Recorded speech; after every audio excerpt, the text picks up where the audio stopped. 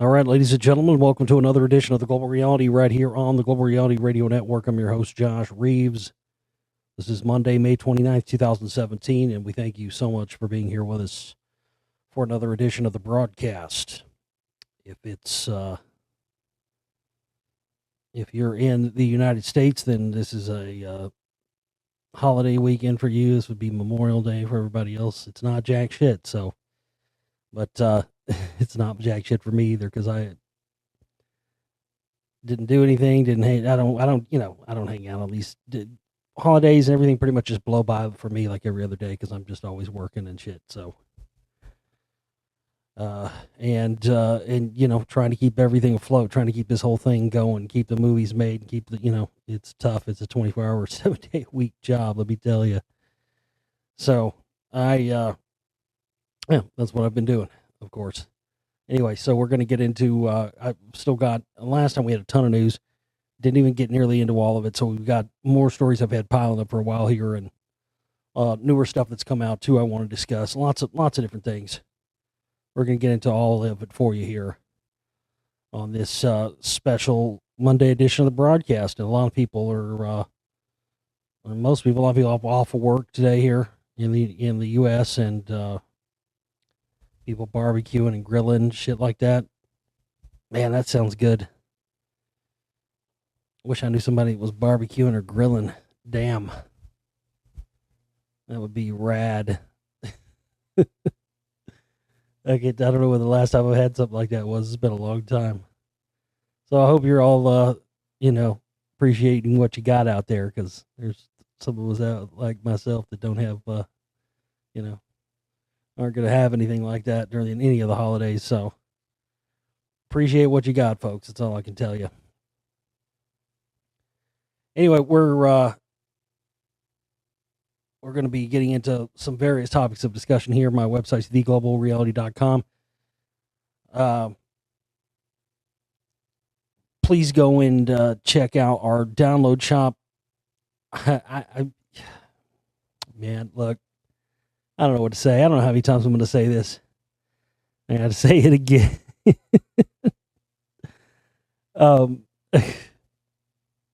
I know my website sucks. I know it's a mess, and it's basically like it was asleep at the wheel. Now it's like a ghost ship. It's just fucking, there was before it was asleep at the wheel. Now no one's asleep at the wheel. Now it's just it's just wandering out there on its own. But regardless of that, still,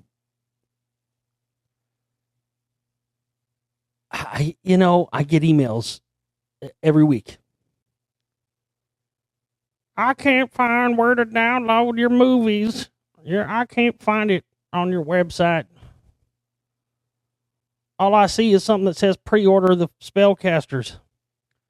Well, they can see that, so they admit that. This is like every single time. Right below that, directly right below. Like the length of your pinky nail below it. Literally that much space. It says the Global Reality Shop. It says in big bold white letters, purchase all of Josh Reeves' available documentaries, including the latest volume of The Lost Secrets of Ancient America, along with all the audiobooks. Boom. One click, dude. You click that, boom, look, you're there. You're in the download shop. Spellcasters 1.5 is in there, my newest release. You've got Volume 1 is in there. Tons of audiobooks, including Atlantis and the Giants and Our History of Atlantis. Very rare books, great reads. If you like My Lost Secrets of Ancient America information, you definitely want to get those. There's stuff in there that ties in with the rock wall information in the Lost Secrets of Ancient America films. And that, again, that's one of those unexpected things that happen sometimes. So you definitely want to check out those audiobooks, Atlantis and the Giants and Our History of Atlantis. If you haven't checked those out, check those out. They're not available on YouTube. They're not available anywhere else but in the download shop exclusively. So there are other ones we have for sale. Some of the older ones, the Emerald Tablets of Thoth, Lost Book of Enki, as well as my older films, The Secret Rite Volume 1 and Volume 2, and The Lost Secrets of Ancient America, Volume 1 and Volume 2.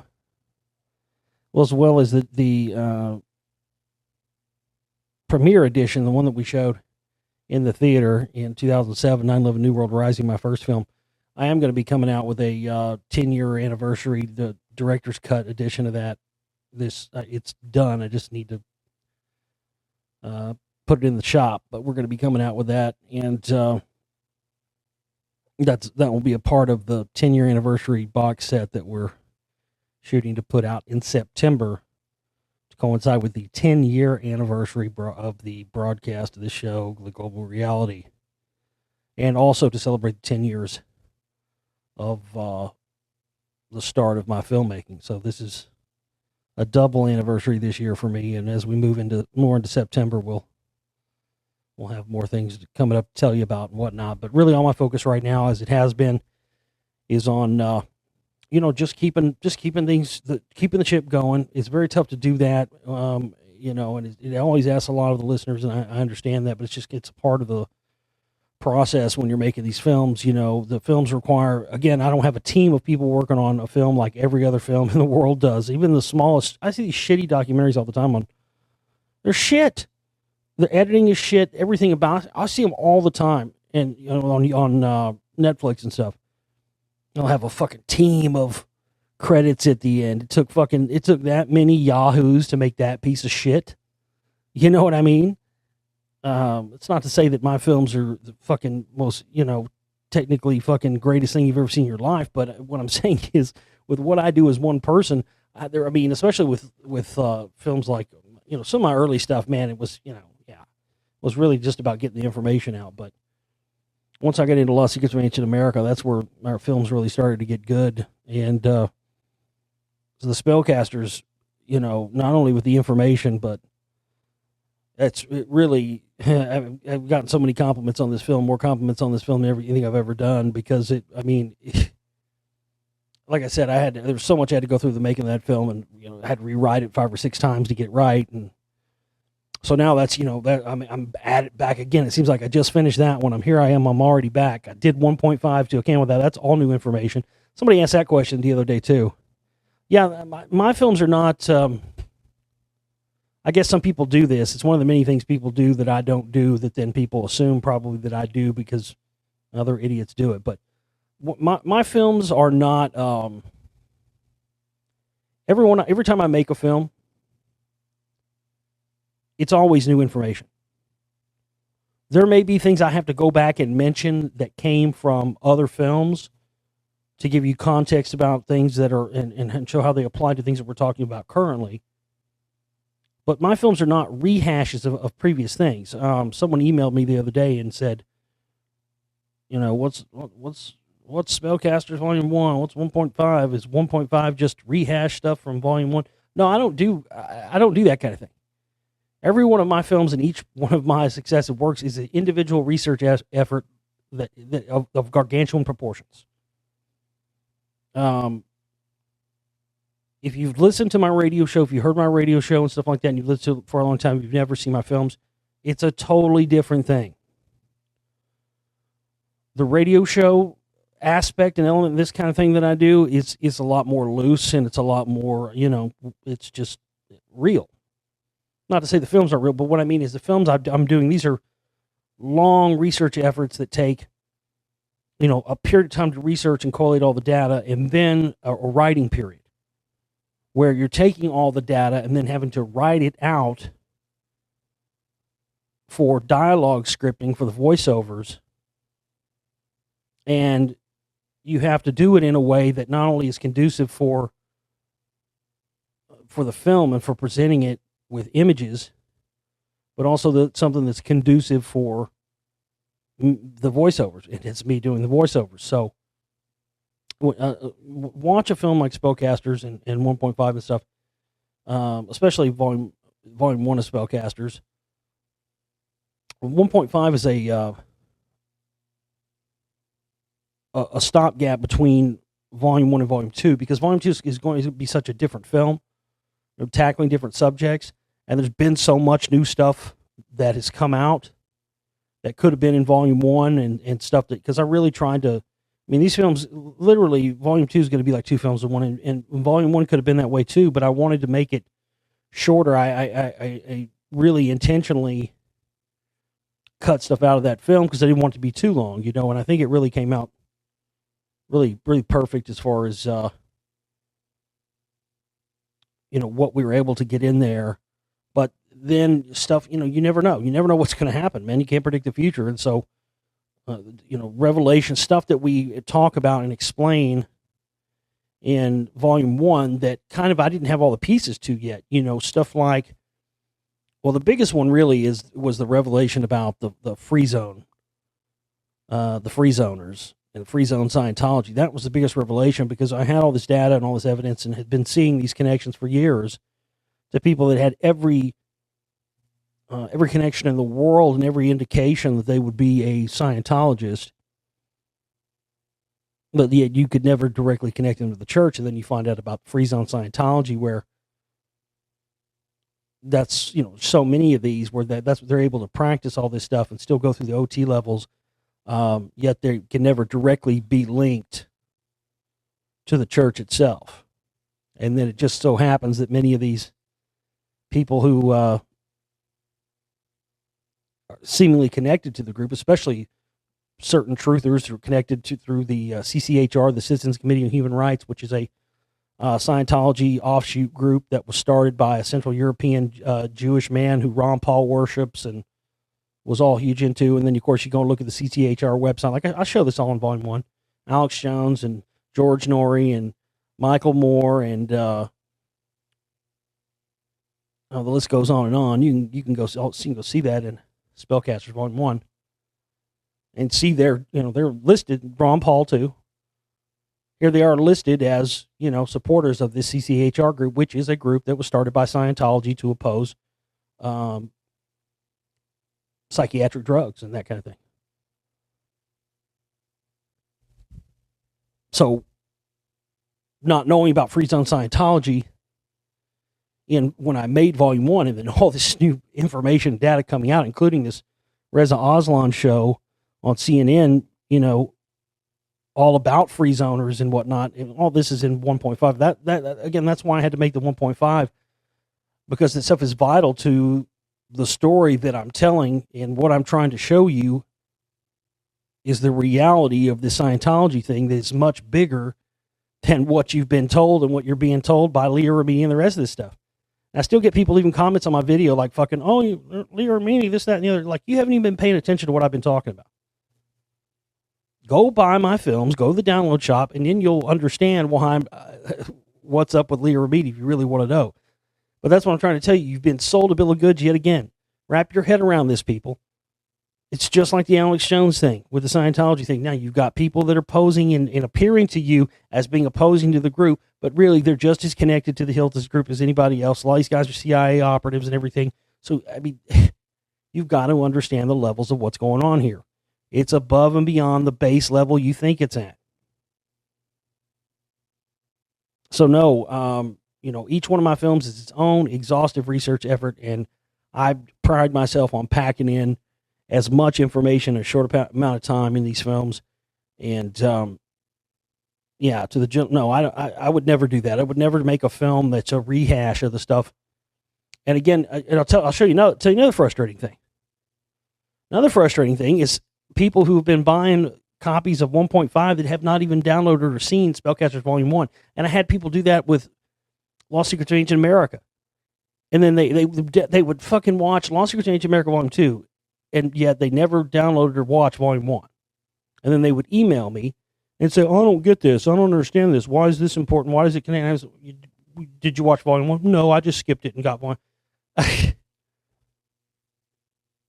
Then it's not my problem or my fault that you don't get it or understand it when you won't even do me the common courtesy of watching the Volume 1, where all the stuff that you're questioning and don't understand why this information connects to this is there for you, already laid it out in Volume 1, but you thought you knew more than the average bear. You thought you were smart, so you just skipped Volume 1, and I can't believe how many people do this. It's so goddamn frustrating. There's been a ton of people who've done that now with Spellcasters 1.5. They watch Spellcasters 1.5 and they go, well, I don't get it. I don't get what that relates to. Well, that's because you didn't watch Volume 1. It's so ridiculous. I mean, I can't even believe I have to explain that. And the goddamn the thing with the still get people. Well, I can't find your downloads. Are right there, bold letters in the middle of the fucking page. Boom, download shop right there. Boom. Come on, people. Really? I mean, it boggles the mind. It really does. What else? Oh, I do got another one.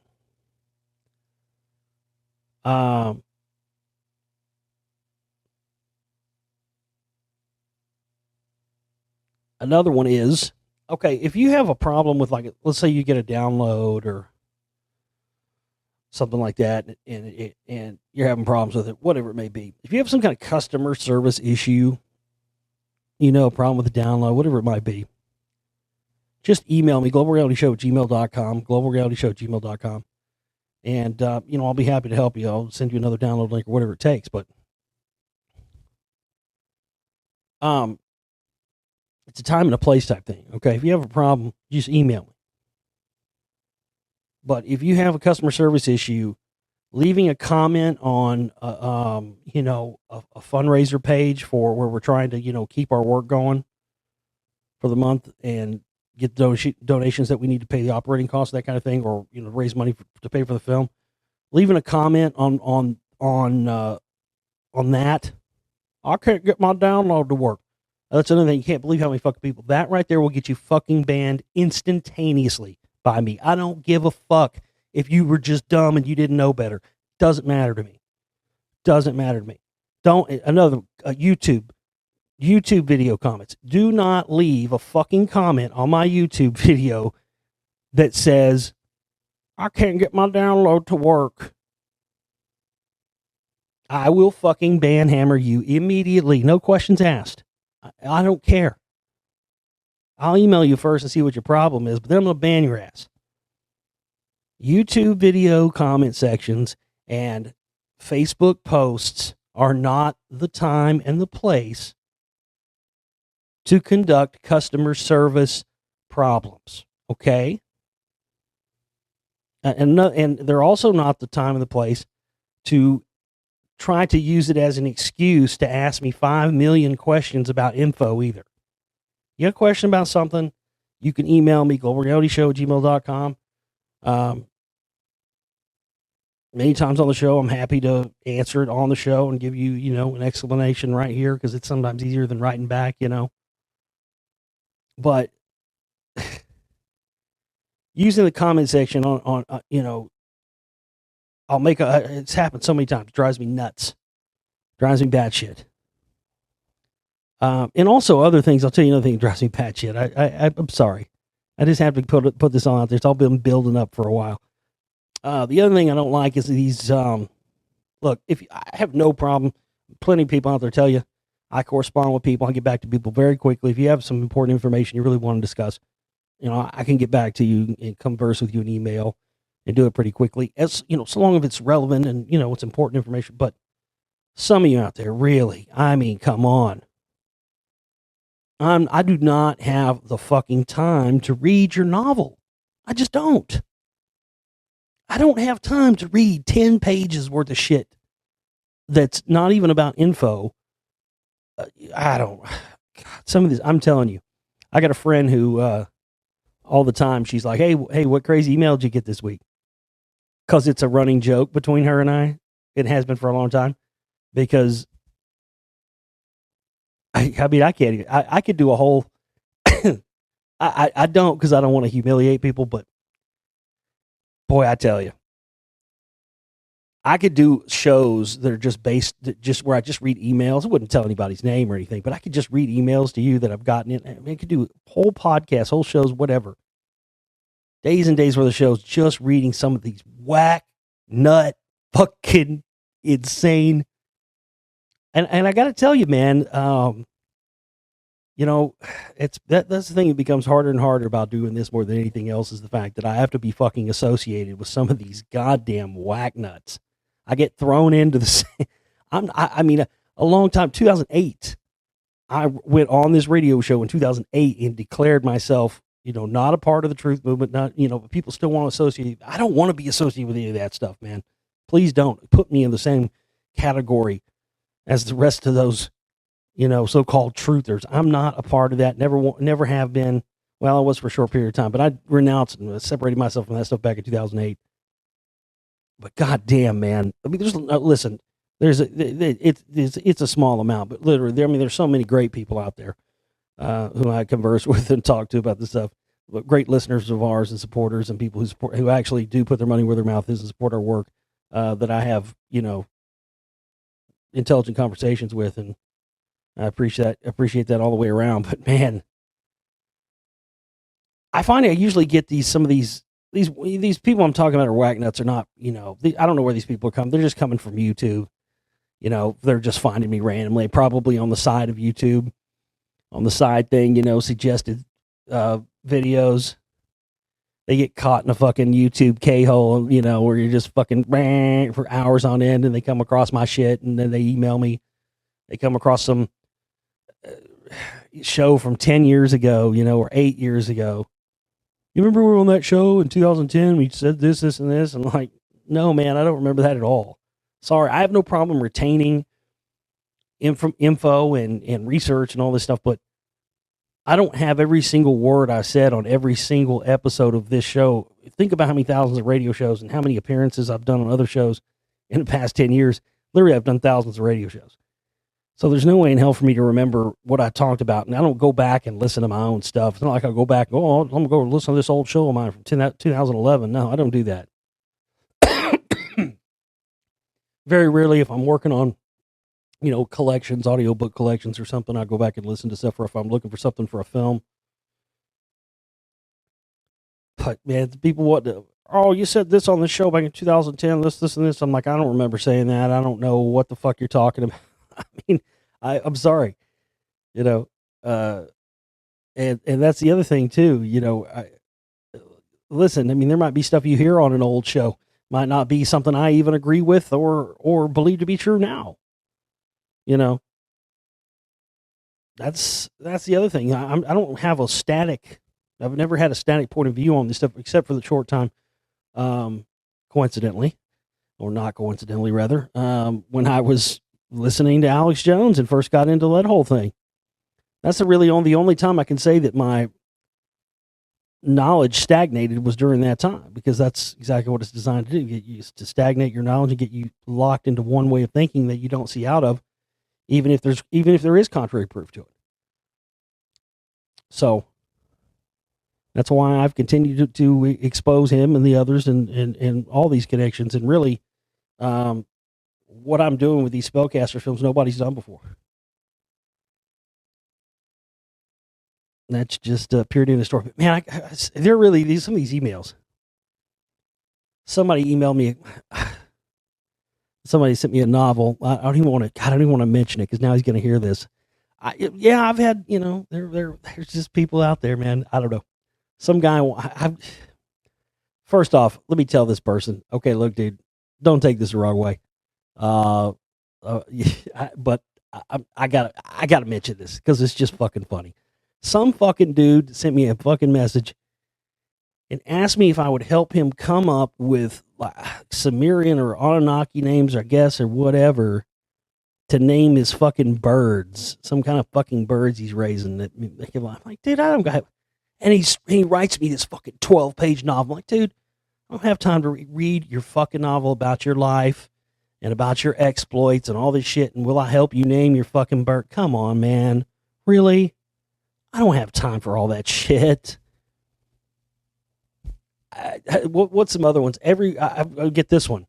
Here's the other one. I have the secrets to everything, to all of the universe and the ways to bring down the Illuminati. I have the secrets. I need you to call me at this and there. I said, I mean, it's always in the every time they want you to call. I'm not going to call you. Sorry, I'm not going to call you. I'm not going to fucking call you. Eat a dick. I'll be like, well, listen, man, I'll be happy to look any information you have. Can you just write it up for me? Can you send me an email? Type it out. Can you maybe? Everybody has a phone these days. Phones have voice recorders and so on. Can you just record a message for me, lay all the information out to me, and send it to me? I'll listen to it and get back. Nothing, never.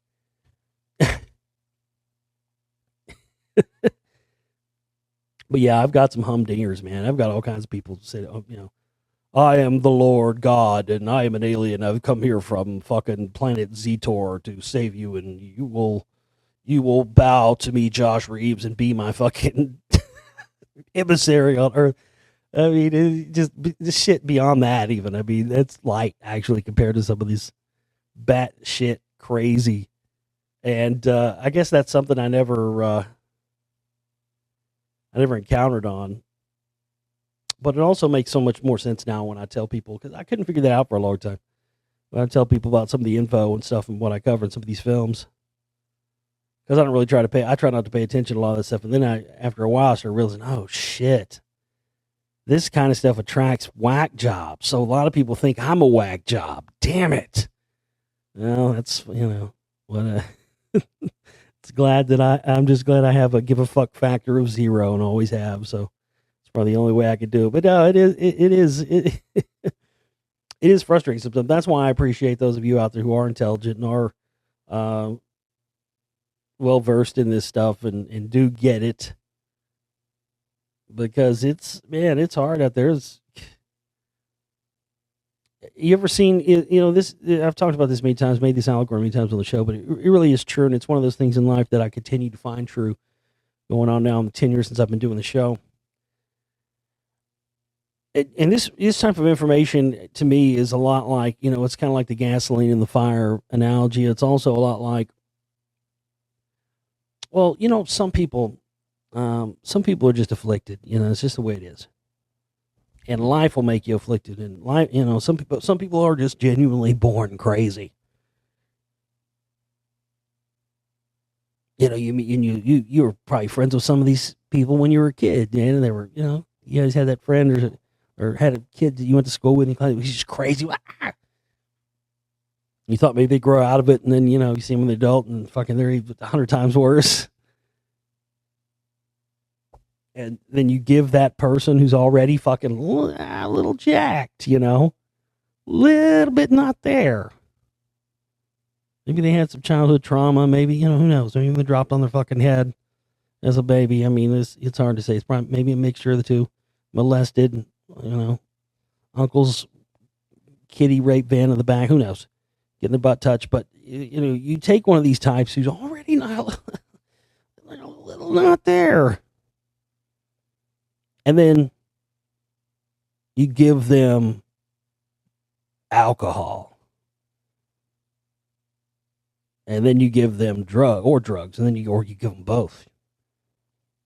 Give them some alcohol, give them some Coke. And they just go fucking bonk, like just a little bit. We're not talking about a lot. We're just talking about just a small amount. Something anybody could easily handle. But because they're already in a little not there as it is, a little tweaked. If you ever meet those people, I know you've met those people. I bet those people. Those people are like, Jesus Christ, what's this guy on? This dude is fucking afflicted. He's fucking tweaked. And somebody will be like, dude, he's not on anything. You're like, what? Like, no, he's stone dead sober. Holy fuck. How fucked up do you got to be to act like that and be stone cold sober? Yeah, exactly. This dude's acting like he's 3 sheets in the wind, You give somebody like that some drugs, some alcohol, dude, and you see them, they just turn to the Tasmanian devil, man. I had an uncle like that, man. When he was sober, not a problem in the world, man. But you throw some booze into the mix, man. And they nicknamed, they called him that. They called him Tasmanian devil. They called him Taz. I'm glad I didn't inherit that shit. But literally, man, like, it's Dr. Jekyll and Mr. Hyde, Well, unfortunately, this type of information is like that and can be like that even times 1,000. And I've seen it many times. Because this shit is fucking crazy, man. There's been, when I'll tell you what, when I first found out, I can remember it like it was yesterday.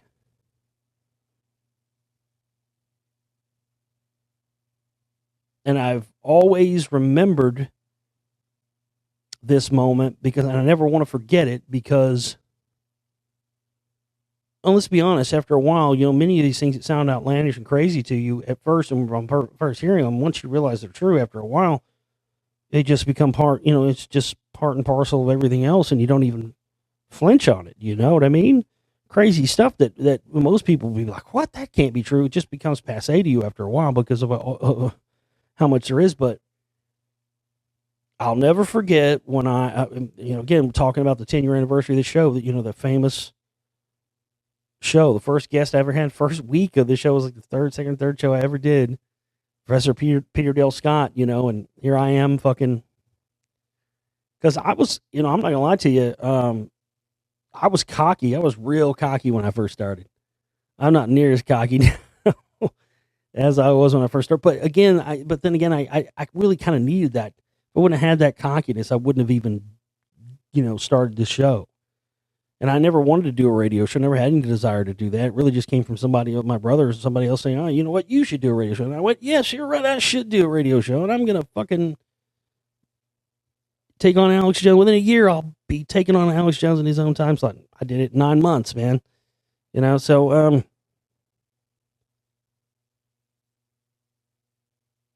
I was cocky when I first started because I'd been researching for a long time, and there was so much stuff I'd heard people's radio shows and stuff, so much stuff I knew about that nobody ever talked about. And I would go and hang out and listen to some of these internet radio shows, and I would call in as either they bring me on as a guest or I would call in. There were some shows I'd call into and I'd start talking about a piece of info and it would be so good. They'd be like, oh, dude, I'm just going to bring this guy on as a guest. So that was kind of how I got in. And, but yeah, I was excited. I was really excited when I first started the show. I didn't have a good radio voice at all. I sounded fucking crappy. I had a crappy mic, whatever. You got to start somewhere. But I was into it. I was all ready to do it. And I was cocky, and I thought I thought I knew some shit. So I interviewed Peter Dale Scott. We started talking about Trilateral Commission, CFR, the usual stuff. And he says, those groups really don't have as much power anymore as they used to. The group who's really calling the shots and really empowers this group, CNP, the Council for National Policy. And when I was interviewing him, he was on Skype, right? So I had headphones on, and I remember that it was crackly or something. The connection wasn't good. So when he said first said the name of this group, I kind of didn't hear what he said. He said, well, the group you got to look into is this group, the CNP policy. And they're based out, they were started in Dallas and this, that, and other, and they have all these people in it. And I kind of didn't hear what exactly he said. It kind of sounded like that to me. And I just let him go on and make his point. And then the network I was on at the time, I guess they replayed the show later or something. I was listening to back to the broadcast. And I guess it was just on my end or whatever, because when we listened back to the archive, it was okay. You could hear him clearly say Council for National Policy, CNP, or whatever. Said, oh, that's what he said. And I was thinking, no, I've never heard of that group. What is he talking about? So, back then I was doing the show like Monday through Thursday or something like that. And then I moved to Monday through Friday. And then after that, I was doing it Monday through Saturday. Yeah, I worked as a cook at Pizza Hut for like fucking 5 years while I was trying to get my shit off the ground to, do my own radio show and make films and stuff, man. I paid my fucking dues. I'll tell you that for fucking sure. They wanted to make me a manager. I topped out at that place like I was the highest paid fucking Pizza Hut cook in history. Because all my previous jobs I'd had for years and years and years, going back to when I was a teenager, I'd always been a manager or assistant manager. But here I didn't want that because I was only working there, just I just wanted to be a cook. I didn't want the responsibility of being a manager and all that shit. I've already been there and done that. But I used to I do a show like on Friday, right? Friday afternoon, and then I'd go fucking work at Pizza Hut, and then I'd come home that night, and I'd try to sleep for a couple hours, then I'd have to be back up at 5 a.m. to prep for a show that I did live on Saturday mornings on RBN, from 7 a.m. to 9 p.m., dude. Or, no, 7 a.m. to 9 a.m. So I'd work at Pizza Hut on Friday night, go home and crash, get up at like 5 a.m., start prepping and getting ready to do a 2-hour live show with callers and with me talking about, I was talking about the CMP heavy then, and I was doing it while Larry Pratt, a prominent CMP member, a guy who was involved in Iran-Contra, founder of Gun Owners of America, his show was on that fucking network later that night. And here I am fucking just, talking about it. I guess nobody was paying attention, but I had a lot of listeners. They're all old codgers and shit, but so I would do that show from 7 to 9 a.m. on Saturday morning and sleep for an hour between 10 and 11, then go work at Pizza Hut from 11 to 7.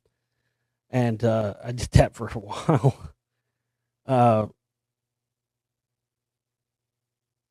And that weekend, after I did the interview with Peter Del Scott, I came home. It's like, what was that group he was talking about? What was he saying? I got to go back and listen to that. So I went back and listened to it again, heard him say Council for National Policy, CMP, and started researching. And I started getting, the more I researched, the more I read, I started getting that fucking sinking feeling in my stomach again, like I'd had years before, while finding evidence of things that I'd long suspected. I've talked about that many times, the day of 9/11, knowing that even though I may have no evidence to back it up and nothing to prove at that time that it wasn't what they were saying it was, I just immediately in my gut instinctively knew, and so that's what's starting to happen. I started researching CMP, and I started finding, the first thing I started finding and noticing again was that, like, wait a minute, something's up with this. And I'd already been suspicious, because all that whole crowd is pushing the whole conspiracy towards being a Democratic left-wing conspiracy. And I'm going, dude, I'd already know from my research into JFK and all that stuff that wasn't true. That there were people, there were people left, right, doesn't matter. That's phony distinctions for the slaves, for the sheep, for the public. Behind closed doors, these people are all one team. And so when I started finding people like not Peter Del Scott, but people like Paul Craig Roberts and Jack McGlam and Jerome Corsi and all these people, man, that, were regular people, regular guests on the Alex Jones show, I started finding that, seeing that, wait a second here, something's not fucking right in fucking Kansas here, Toto.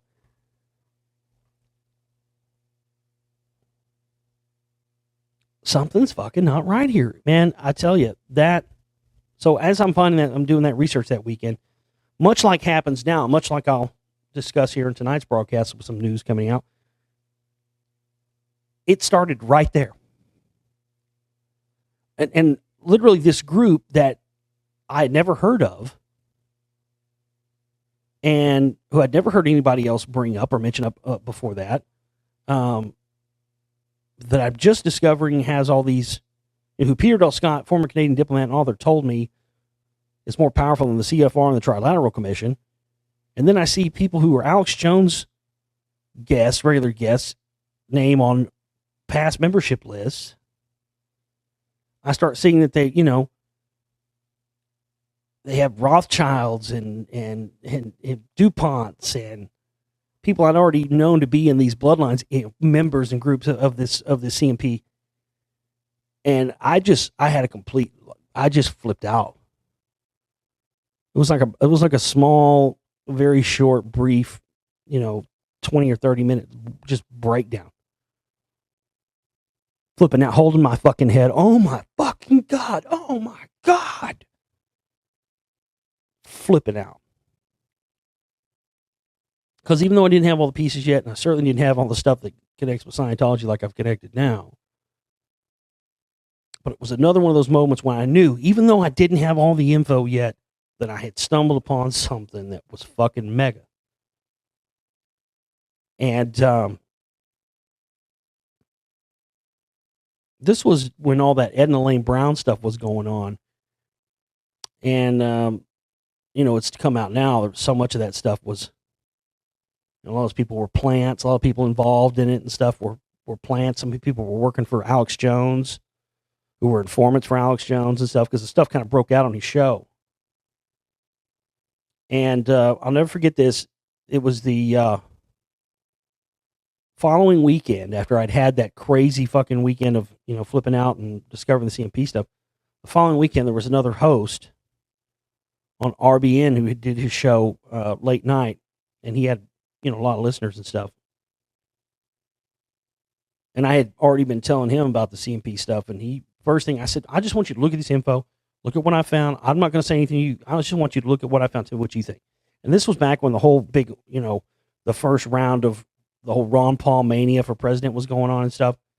And everybody was fucking, the whole truth movement was all behind the whole Ron Paul thing. And everybody was doing shows dedicated to nothing but that. And I was the only one that wasn't doing that. And this guy had brought me on, was bringing me on the show that night on RBN. I told him to look at the information. And he said, well, without you telling me anything, he's like, just from what I'm gathering from this looks like Ron Paul might be connected to this too. And I'm like, you're absolutely correct, sir. And he was like, well, holy shit, I'm going to bring you on my show tonight. We'll talk about this stuff. So, I was on the line. He was like warming me up, or he was talking about something else. I can't remember what it was. I think we may have started the show. I may have started talking about it for maybe a couple of minutes, maybe 5-10 minutes. And as I start getting into the CMP stuff and I start naming names and talking about, all the stuff that I'd found, while we're in the middle of this interview, the whole Edna Lane Brown thing goes down, and they raided their house right at that moment. Looking back, looking back at it, it was not a coincidence. I at the time didn't even think about it, but it was perfectly timed, man. Here we are. I mean, it was a big thing back then, So yeah, the show ended up not ever happening. We didn't end up doing that. We had tons of listeners on, and they knew that. And because as soon as the news came out, everything got preempted, and they took his show off, and it was just breaking news. So what we came there originally to talk about just got flushed. So that was the first indicator for me, that I was on the path. But what I wanted to mention before, that first weekend when I first found out about it, was freaking out. Again, I was trying to find news articles and stuff on the group at that time. Was coming up nothing. The very next day after I'd had that freak out, upon realizing the weight of this information concerning this group, the very next day, ladies and gentlemen, there's a news article that appears that says, Vice President Dick Cheney appears at meeting of secretive right-wing group, the Council for National Policy. And I fell the fuck out of my chair. Because here is this group that a week ago I didn't even know existed. And I start my radio show. I'm doing my first week of broadcast. I'm on my second or third show. I interview Peter Del Scott. He mentions this CMP thing. I'd never heard of it. That's on Thursday. On Friday, I start doing the research on it. I start freaking out. I stay up all night, losing my mind. On Saturday, I do my RBN show from 7 a.m. to 9 a.m. I'm talking about some of it there. And then that day, the article saying Dick Cheney attends secretive meeting It was in Salt Lake City, Utah, of the Council for National Policy comes out. I fall out of my chair. I'm freaking out. Oh my God. And then the next thing I know, that night, I'm supposed to do the radio show on RBN as a guest. And then the Ed and Lane Brown thing happens. All that happened in the span of a Thursday, Friday, Saturday situation. On my first week of ever doing radio shows. It's crazy to look back on it now. And that set me on this path that has led me to where I am right now today with the current work. Where here's this group, it was just happening one right after the other. And man, I tell you, it was tough for a long time. People didn't even want to hear about it. People wanted to deny it. And just like they've tried to, deny the stuff I'm covering now, it always happens. It's not to toot my own horn, but I always seem to be so far ahead of the curve that a lot of the stuff I discuss is not, is kind of, people aren't ready for it yet in some cases. But as I was stating, I never want to forget that initial, that moment, that, oh my God, freak out moment. I always remember that and go back to that because it's important to not lose that so that you don't lose the weight and the importance of this information. And that's always what I've been always about here is trying to get information across to people without using fear to do it. And that's a big problem because, it's a big problem on many levels. It's a big problem because people who are, thinking based on fear-based thinking is not clear thinking. Fear-based thinking is irrational, and it's based strictly on emotions. And that's what Alex Jones and the rest of these crazy scaremongers, that's what they bank on. They bank on that to sell their products. They bank on that for everything. But, don't confuse that. Don't confuse the fact that I don't scaremonger you with this shit with any sort of confusion on my part as far as understanding the importance of this info, because let me tell you, probably more than anybody else, I get it. But I'm not going to use it to try and, infuse fear into people in order to sell you, dick pills and fucking super male vitality potions and magical fucking cock extending Patriot pill creams and whatever else they sell you. I'll sell you some crystals if you want, but I don't even fucking really promote that much either.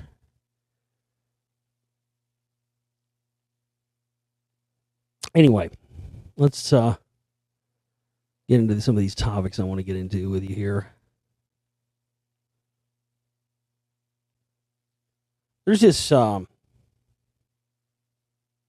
documentary that's on Netflix about David Bowie. I didn't make it all the way through the documentary because there's a piece of info in there that the documentary might be good. Seemed rather boring to me up until the point where this one piece of tidbit of information happens. And it happens not too far into the film. So if you just go and put it on, don't try to scroll through, you'll miss it. Just put it on and wait till it gets to this. And then you can do like I did and just stop it there. Freak the fuck out. But first off, if you haven't seen my film series, the Secret Messages Part 1 and 2, definitely go check that out and get yourself a HD copy of it, edited into one film in the download shop as well. And that pertains to David Bowie, and then the second part also a little bit within the stuff with the monolith and from 2001 and a whole bunch of information in there. I for many years, just kind of a running joke with friends, family, stuff for many years. Everybody for many years I always say, "Oh, David Bowie, man, he was an alien." And then all this stuff that started coming out around his death, it made you think, well, you know what? I think a motherfucker may actually have been an alien. But what I didn't know that he actually was into UFOs and aliens. I didn't actually know he was in that. And he actually, back in the 1970s, published a very early, like, zine, a magazine on UFOs. David Bowie, like, he spent his own money, and he was very into it, probably because he was trying to get back to his fucking people, I suppose. But there's this little clip in that David Bowie documentary on Netflix. I did some research. Maybe there's some other stuff out there now. I don't know. But I did some research on this, and I couldn't find nary a mention of this anywhere else on the internet. His ex-wife, David Bowie's ex-wife, in this documentary says that in 1973, David Bowie went to Roswell, New Mexico, because he was interested in the Roswell crash. And that he was given access to the crash site, and then later at some other location was allowed to see one of the actual alien bodies recovered from the crash site at Roswell. His ex-wife says this in the video. I was like, what? I'd never heard of this. I can't find any more information about it, but according to him, according to her, she told him that he saw one of the one of the recovered alien bodies. And so as I was doing some of the research into this, I'd heard of this. It's a very famous UFO case because, well, a lot of the very famous ones are the ones where there's a lot of information pertaining to a cover-up, And back in 1974 in Michigan, they had their own Roswell type situation. It's very interesting because she says, that year when David saw the Roswell alien body. But if you don't know, back in 1974, there was this UFO, they called them like the Michigan Roswell. A UFO with 4 occupants was picked up on radar or was detected or something by military planes in the area, and it crashed. And I guess the local news team or whatever got wind of it, and they actually reported it on the news. And they even said, like, coming up tonight on, tune in tonight for their crashed UFO in the air, blah, blah, blah, this and the other. Then, of course, all the people who were involved in the broadcast, all of them, all across the board, were summarily fired. And then the next day, the news made a broadcast that said that it was just a big joke, and it was a practical joke, and everybody at the network was involved in some massive practical joke. For what reason? I mean, total bullshit. But as I was trying to find information on David Bowie and the Roswell thing, I came across information connecting, and I believe this is actually more stuff taken from his ex-wife. I guess she wrote a book. Angela Bowie wrote a book, I guess, that has a lot of this stuff in it. But according to her, they were also in the area at the time when this Detroit UFO crash thing happened. Isn't that odd? So this guy David Bowie happens to see goes to Roswell, right within a short period of time of it, and sees one of the dead alien bodies, and then he happens to be in Detroit when there's an alien crash that gets reported on the news. I mean, this is bizarre. Again, the chances of that happening, astronomical. Maybe they were, trying to pick him up or something. I don't know. But in her book about the life with her ex-husband, Backstage Passes, Life on the Wild Side with David Bowie, Orion Books, London, 1993, page 203, Angela Bowie says that it was nice to leave the hectic life of New York once in a while, whether it was for a concert tour or a mystery one. This quote concerns a tour in 1974. Quote, the open road, for instance, was most refreshing. Yes, the limo purring along at a steady 25, good old Brooklyn Tony Macia's bodyguard bulking behind the wheel, Detroit back down the interstate unraveling behind us, Minneapolis, St. Paul up ahead somewhere. The moonroof open, the powerful telescope surveying the summer night sky from its tripod mount, and the aliens up there perhaps recognizing that we meant them no harm, that we were the ones who could be trusted. They had been having a bad time after all. One of their craft had been intercepted somewhere north of Detroit, engaged by the U.S. Air Force, and, well, we never found out what happened after that. We didn't know if the saucer had been forced to crash land on Earth or blasted out of the sky so that it fell to Earth or what. We didn't know if its occupants, its crew, were dead or alive or somewhere in between, although we did know that there were 4 of them. We knew all this because while we were in our hotel room in Detroit, we saw an afternoon TV news flash to the effect that a UFO had crashed in the area with 4 aliens aboard. More news at 6. We tuned in again at 6. Of course we did, along with everybody else in the state, and learned more, but not much more. The news crew confirmed the landing, yet avoided being specific about its location, and presented what little information they had with great caution, as if doing their best to downplay the sensational and possibly panic-causing information they were supplying straight-faced and soberly to their public. These were the station's regular newscasters, reputable and popular, with everything to lose by creating a hoax and nothing but brief notoriety to gain. That, however, is what we were told when the 11 o'clock news came around. The primetime news crew had perpetrated an irresponsible and inexcusable hoax and had therefore been dismissed from their jobs. No UFOs had landed. No aliens were in custody, dead or alive. The United States Air Force positively not engaged or intercepted any craft whatsoever in the skies above Michigan, and that officially absolutely was that. It was difficult to know what to make of this incident.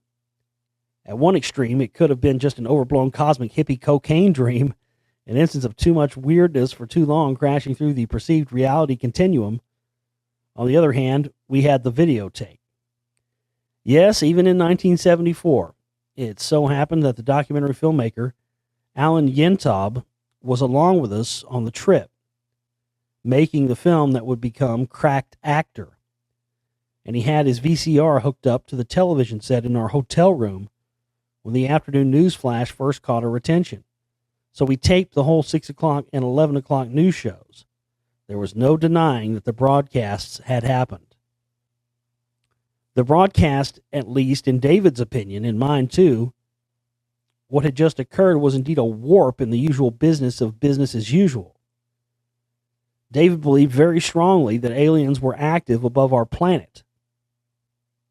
And so did I. That's why we were so alert in the limo on the way to Minneapolis, watching intently for signs of further UFO activity in the bright night sky. It was mostly David who had his eye pressed in the telescope. He talked about the 6 o'clock newscast during his show at Cobo Arena in Detroit, and he believed that the energy thus created might well have communicated itself to the beings monitoring from above our human reaction to their fallen, slain fellows. That's weird. So he's trying to communicate, hoping that he was communicating to the aliens up there to let them know they felt bad because they got killed. See what I'm saying? And he's looking to see if they're following him to Minneapolis. You can laugh when you think there's nothing to this Bowie alien thing, but I'm telling you, there absolutely is. I don't know quite what David expected because he'd moved beyond his manic monologue mode into his silent non-communication state. But I suspect he wouldn't have been surprised at all if the aliens had come right down to the limo and tractor beamed him up for an exchange of ideas. There we go. He was feeling pretty much like the center of things here on Earth at the time, And after all, it probably seemed obvious to him that some right-thinking human should take on the job of man's ambassador. No aliens heeded the call, though, and after a while he disappeared into his Coke, and I lost interest, left the tour the next day. So, very interesting, these connections here. And one of the things I talk about and show in my Secret Messages film series that pertains to Bowie and, of course, Kubrick, I had shown how all of the symbols of all of this stuff had been playing out.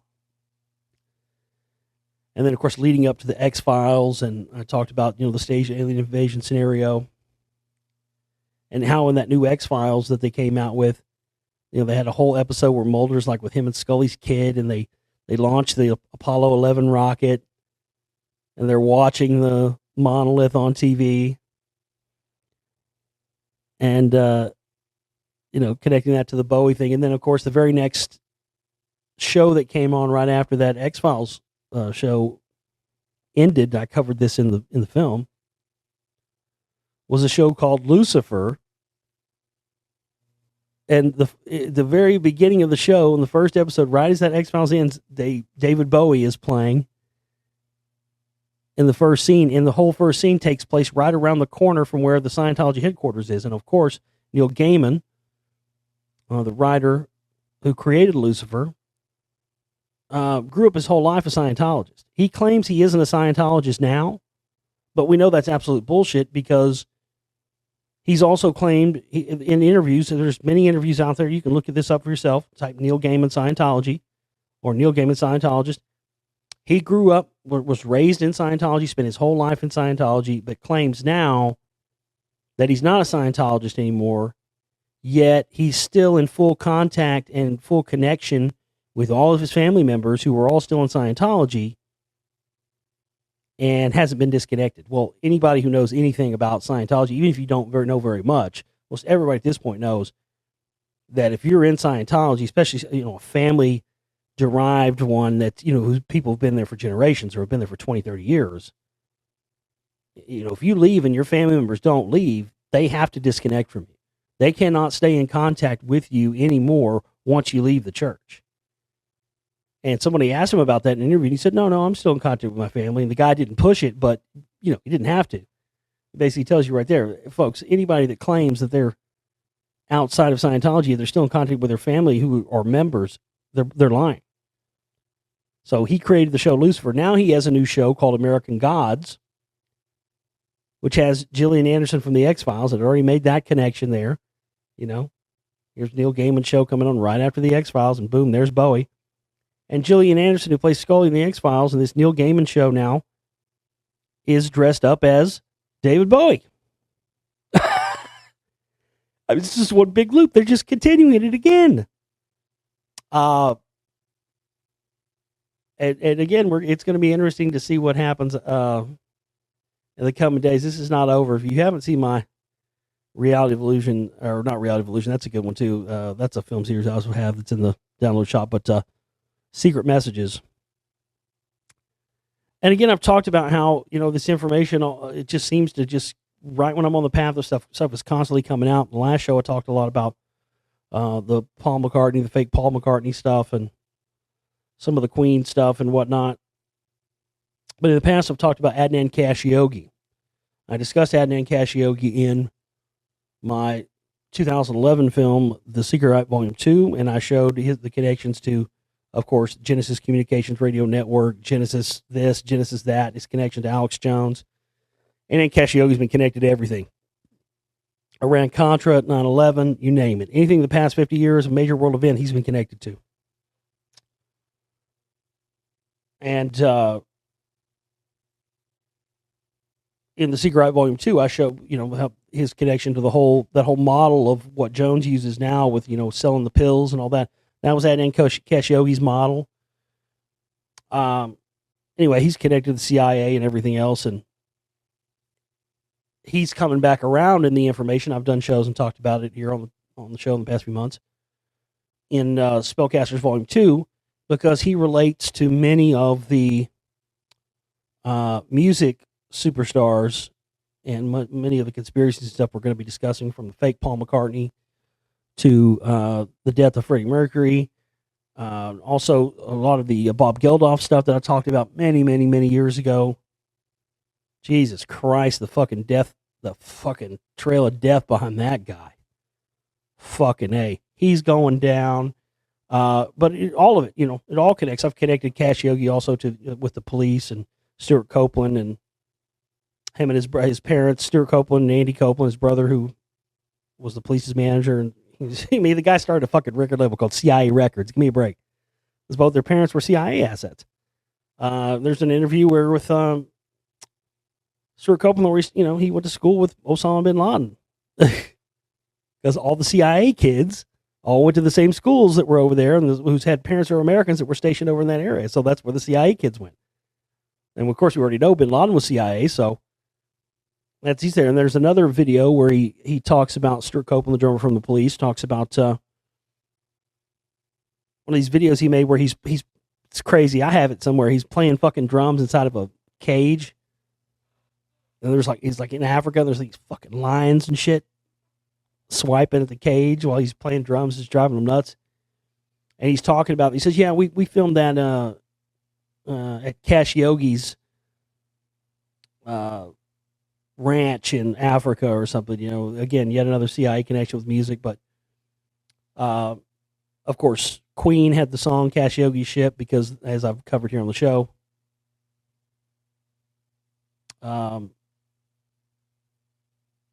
they had been on that boat. Of course, we all know, as I've talked about now, who bought that boat afterwards and owned it. That was Donald Trump. Yet again, another connection back to that. But and then also the connections with Fall, the fake Paul McCartney. Because Heather Mills, yeah. I always draw a blank on her name. The ex-wife of Paul McCartney. She's got the dirt. Boy, oh boy, I tell you what. If there's anybody that I could just have a 10-minute private one-on-one conversation with, it would be that woman. She's got the dirt. Because she's the one that discovered for herself that Paul McCartney is not really Paul McCartney.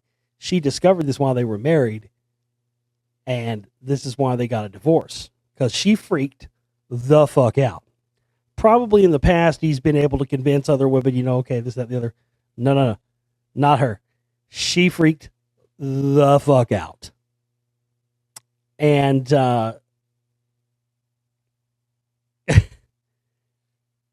there's video of her from the news where she says point blank, she says, look, I've got stuff. She said, if anything happens to me, there's going to be a folder with information that's going to be mailed out to all the major media.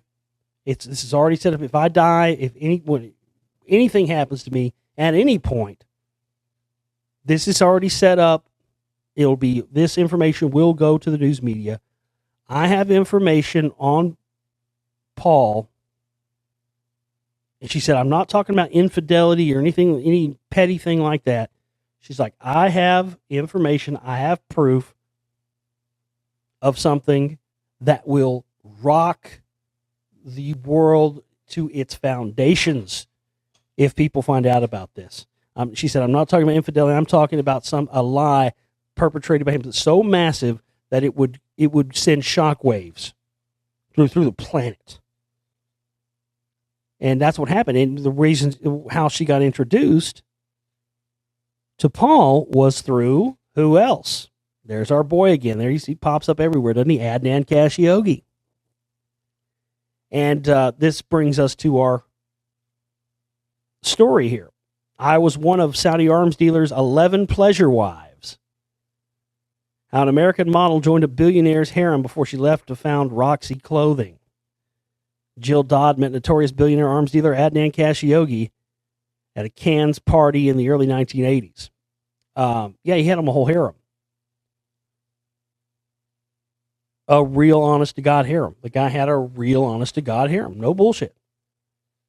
And one of the women in his stable, his bottom bitch. His bottom bitch. You don't know what bottom bitch is, look it up. His bottom bitch.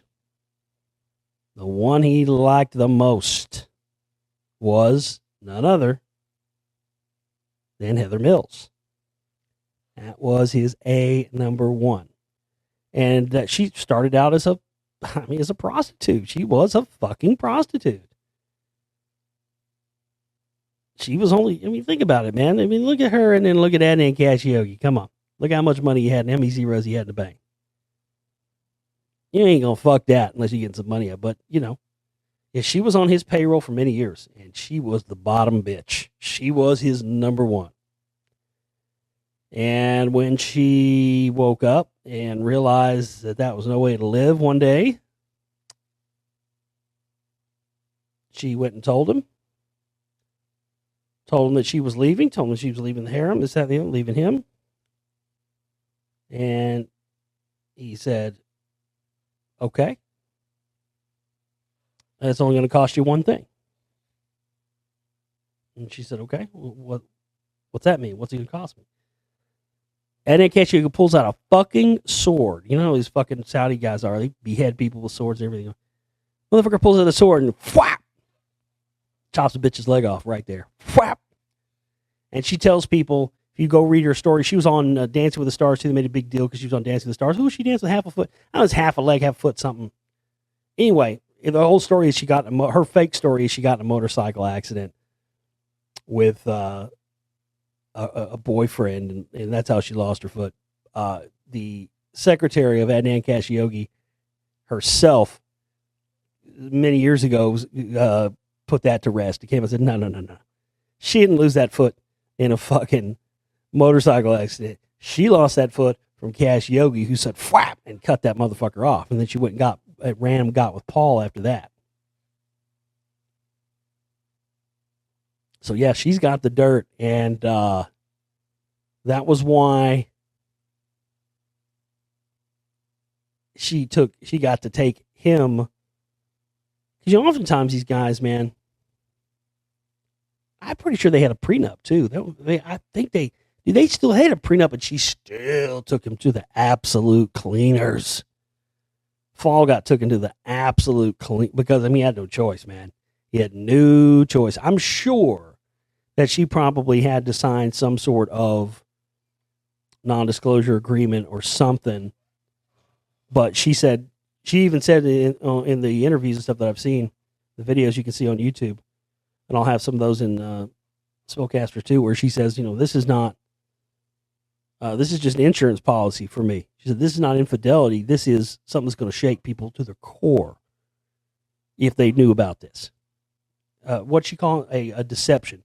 She's like, it's a deception so sinister that people are not even going to believe when they hear it. Yeah, she figured it out, and it's not hard to. It's not hard to tell once you start looking. Go look at the pictures of the ears.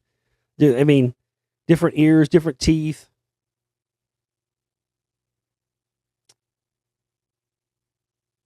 Today, Jill Dodd is known as a successful businesswoman and the founder of international clothing brand Roxy. But during the early 1980s, she was a young, naive model who had flown into Cannes to party with friends when she met a short, balding, and slightly overweight gentleman. She would later learn that man was notorious billionaire arms dealer Adnan Kashiogi, and she would become his pleasure wife, which basically just means fuckhole. That's really all they are to him. Pleasure wife. Your whole sole purpose in life is to give him pleasure. The first night they spent together, she says the Saudi businessman had watched her take a bubble bath before they sat together in bed.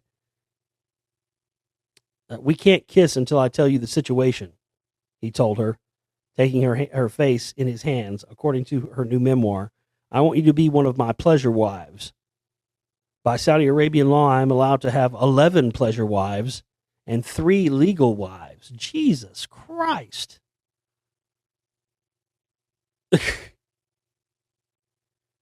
I won't kiss you until you agree to this contract. Damn. He's a closer, wasn't he? He still got them bitches to sign? Damn. This motherfucker was a closer.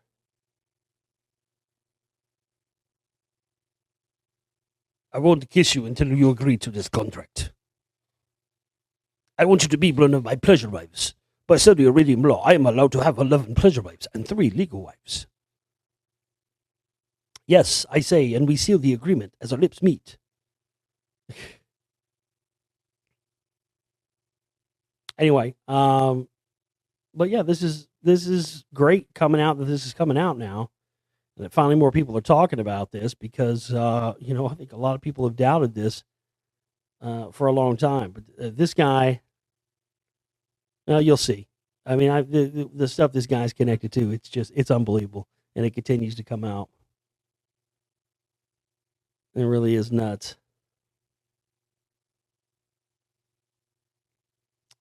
All right, folks, we're going to leave it there. Hey, don't forget this is our fundraising week here for the network for the month, so we can raise what we need to cover our operating costs. We've got to reach 100% of our operating cost goal by Thursday. And the banner is still not up on my website, so please check the video comments section here and the read more section for that.